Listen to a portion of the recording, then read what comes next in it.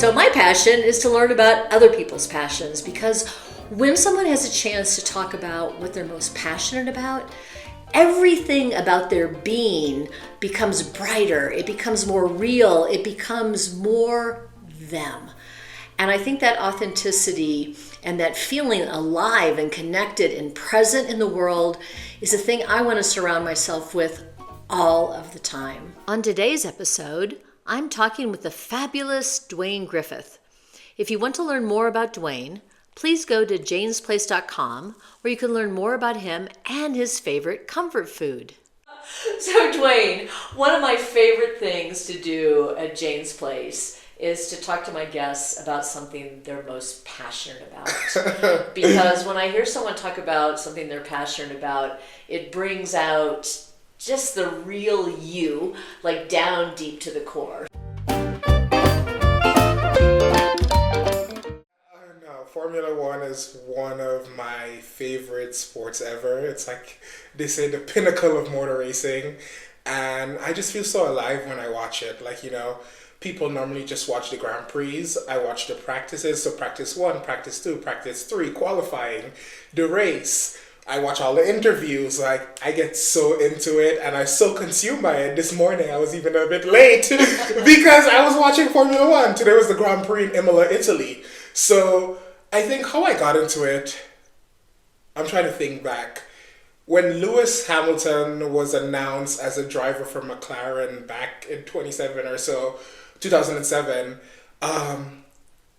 he's of Grenadian descent, and as you know, I'm from the Caribbean, so it was just such a big deal for someone. He's, of course, based in the UK, but has Caribbean background. Everyone was just raving about it. And that time I was much younger, so I didn't really understand, again, the significance back then. Obviously, limited internet issues, all those different things, they didn't really get me into it. But when I moved to the US in 2016, I had better access to internet. I just started diving deep into Formula One and just looking at how regulations have changed, engines have changed, the car, like everything, the strategy is where I get most excited. And I even think about when I work, I ran my business or like, you know, my position at work just like a strategist in Formula One. When we think about practices, like, you know, if you want to introduce a new upgrade, you maybe introduce it on one car first. When I want to introduce something in work, I introduce it in one system, like, you know, one function first. And I've just been learning a lot, and yeah, just so excited about Formula One. That's amazing. Have you been to a race yet? I have not. That is on my list. Which location of their many locations would you most want to go to? So you can choose locations based on the iconic feeling or based on the race in action. So if I want something based on the iconic feeling, Monaco, right? Years of Grand Prix racing in Monaco. It's like a procession. Everyone goes there. You just feel the feeling of Formula One there. But if I want some, like, you know, maybe good race in action, Canada is always like, it's always around my birthday weekend, but it's always like a rainy race. So there's always action in Canada, safety cars, everything. So Canada might be a good option as well.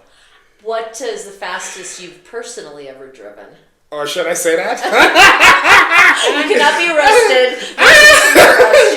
Should I say that? No, I would just say, I used to drive an Alfa Romeo Giulia, and I wanted to push the limits, and the fastest I've gone in that was 139 miles per hour. Wow, and where? I will say that. We will talk about it after the podcast. I'll give you more details after, but let's just say I was pushing it to the limits. That's great. I love to hear you talk about Formula One, and I love the connection you made to your work life with that. Which is really an interesting angle to sort of think about trying out something before you expand it to all the different programs. Yeah, I think, like, you know, when you look at Formula One, yes, you see the 20 drivers on the grid, some of the 20 best drivers in the world, but it's a whole team behind them. Each team has like over 1,000 people making it happen.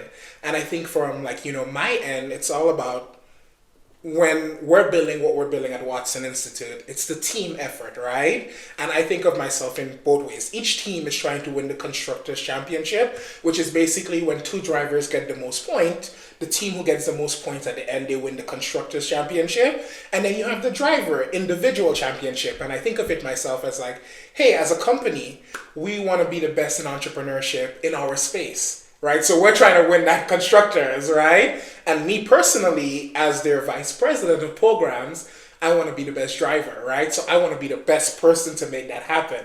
So I always draw parallels there. And then when it comes to strategy, like I was sharing earlier, I think as you continue to scale a company, or as the season goes on in Formula One, you're always striving to be faster, striving to be better, because your team, the other teams are bringing upgrades, you're learning more about different tracks. So it's the same as we continue to scale the company, you're learning a lot more. You want to bring more upgrades, you want to scale your systems to be more efficient. So I always think about it as like, how can I apply the strategy of Formula One into my workplace, right? How can I think about anything that I'm bringing in terms of like efficiency and upgrades and systems in a phase, right? Like, the first time we won't get it right. That's the practice one.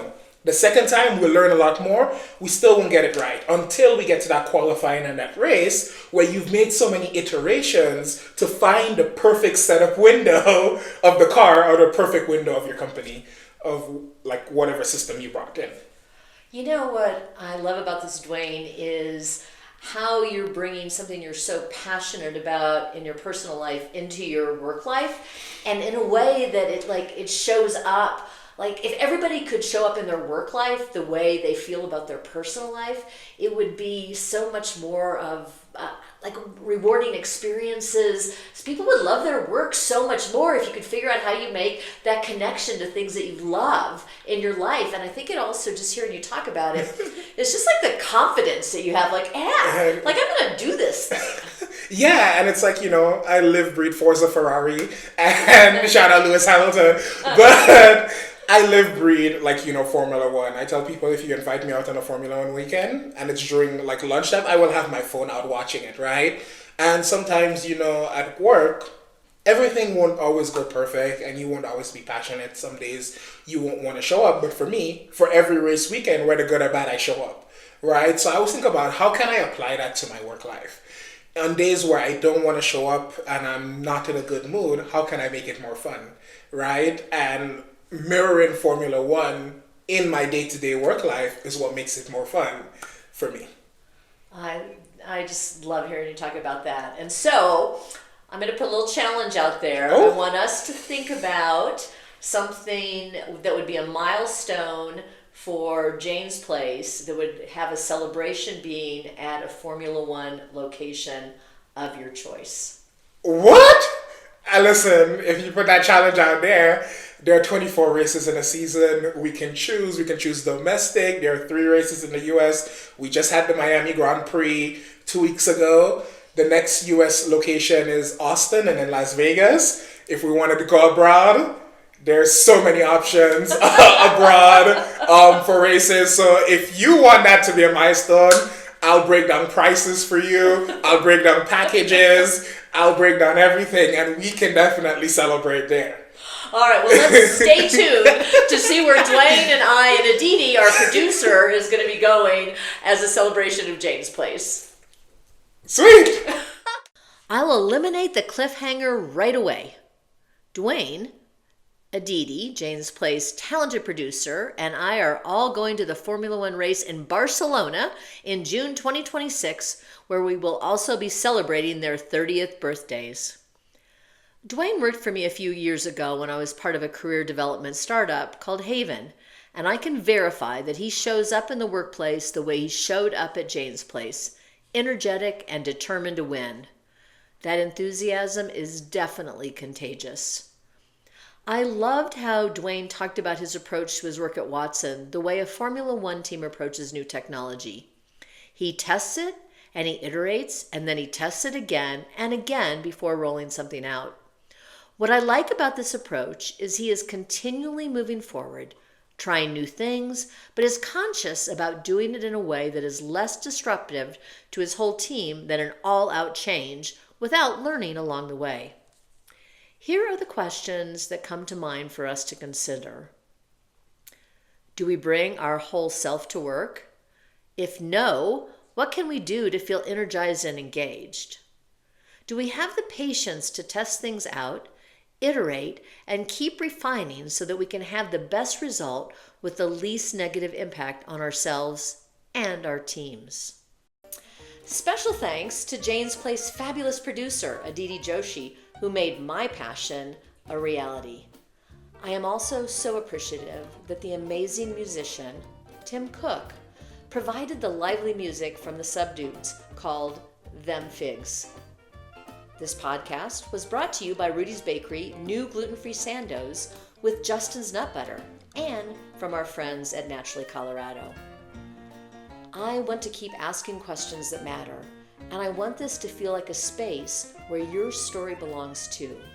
If there's something you want to talk about, a moment, a memory, a shift you're going through, Jane's Place door is always open. Truly.